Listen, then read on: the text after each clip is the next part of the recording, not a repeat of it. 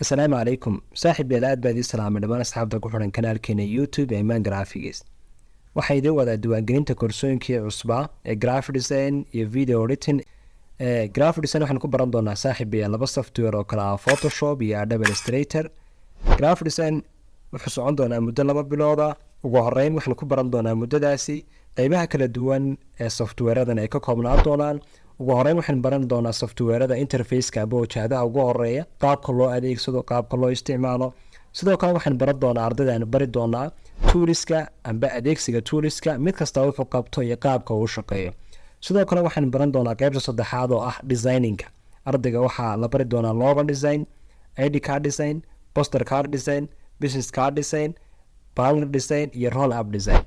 sidoo kale qaybta afraad ardayga wuxuu ku baran doonaa waxa loo yaqaano edit photo qaybaha kala duwan edit photo amba sawir hagaajinta ha noqoto lighting-ka ha noqoto qaybta wejiga damage-ka laga biyo finanka iyo waxyaabaha noocaasa iyo remove background qaabka lagu sameeyo background cusubna loo soo gashado sawirkaaga guud ahaan ardaygu markuu dhammaysto course graphic design wuxuu heli doonaa shahaado dhammaystiran oo diploma course kale video editing-ka waxaan ku qaadan doonaa software loo yaqaan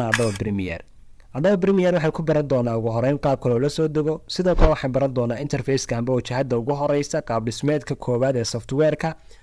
waxaan baran doonaa toolska qaabka loo adeegsado una shaqeeyaan iyo qaabka loo isticmaalo waxaan baran doonaa qaabka muuqaalada loo soo gashado qaabka loo jarjaro qaabka edit lagu sameeyo dhammaan qaybaha kala duwan ee muuqaalada kugu jira software-kaaga qaabka loo sameeyo color gradient iyo qaabka loo sameeyo waxa loo yaqaano color buuxa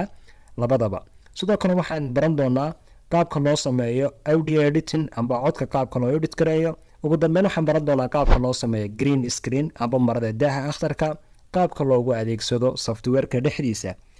ugu dambeyn waxaad baran doontaa wax loo yaqaano expert muuqaalkaaga aad diyaarsatay qaabkii aad ula degi lahayd ambaba aad u save gareyn lahayd sidoo kale ardaygu isagana wuxuu heli doonaa shahaado diploma oo ku saabsan video editing-ka oo dhammaystiran haddaba ardaydaanu qaadanaa bil walba waa arday aada u kooban oo xadidan haddaad u baahantahay xirfadaha noocan oo kale ah isla hadda iska diiwaangeli nambarka committeega ku bingaraysan ee qaybta committeega halka hoose yaala aad baa saaxiib yaal u mahadsantihiin wasalaamu calaykum